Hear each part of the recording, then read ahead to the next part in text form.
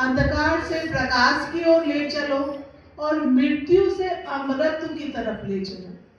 तो ये जो अंधकार से प्रकाश की तरफ जाना हो, असत्य से सत्य की तरफ जाना हो, या मृत्यु से अमृत की तरफ जाना हो, ये कैसे हम पा सकते हैं? क्या ये सिर्फ एक कोई कल्पना या रियलिटी या वास्तविकता में ऐसा हो सकता है?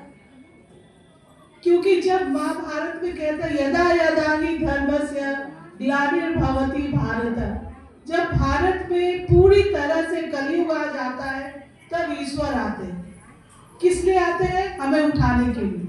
और ईश्वर जब हमें उठाने आते हैं तो हम कहते हैं कि सब कुछ ईश्वर पे समर्पित कर दो और उसके बाद आप पूरी तरह से अमृत की प्राप्ति कर लेंगे। क्या ऐसा है? सिर्फ समर्पित कर देने से ही सारी काम तमाम हो जाएगी? और हम कहते हैं कि हम ईश्वर की सर्वश्रेष्ठ रचना है। क्यों सर्वश्रेष्ठ रचना है? और पशु से हम क्यों अच्छे हैं?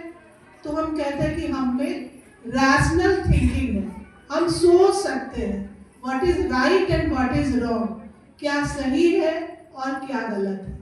तो सबसे पहले हम शुरुआत करें, जब हम कहते हैं कि जगो, तो जगना कहाँ से है? क्या हम सोए हुए हैं? अभी तो हम बैठे हुए हैं, जगे हुए हैं, फिर ये क्यों कहा जाता है?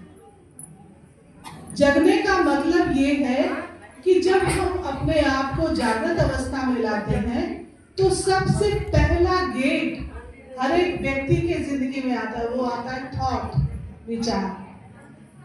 सबसे पहले क्रिया, आपने पढ़ा होगा, कुछ करते हैं तो क्रिया कहते हैं, और क्रिया में सबसे पहला क्या आता है? विचार। आपने सोचा होगा कि आज शिवरात्रि का प्रोग्राम है, मुझे जाना है, और आप आ गए। तो सबसे पहले आपके दिमाग में एक विचार आया, फिर क्या किया आपने? उस विचार को सोचा, जाना चाहिए नहीं जाना चाहिए, एनालाइज किया, और उसके बाद जब आपको लगा कि हाँ जाना चाहिए, सही है, तो फिर क्या किया आपने? एक्शन लिया, उसे क्रिया रूप में परिणत किया। जब आप क्रिया रूप में परिणत करके यहाँ आए और आपने डिफरेंट वक्ताओं को सुना और आपको लगा कि नहीं, ये जीवन की बहुत ही महत्वपूर्ण जानकारी है, मुझे जानना चाहिए, तो आप क्या करेंगे? फिर बार बार उसको सोचेंगे, मनन करेंगे, चिंतन करेंगे, एक्शन में लाएंगे, और बहुत अच्छा लगेगा तो आप दोबारा जाएंगे, तिबारा जाएंगे।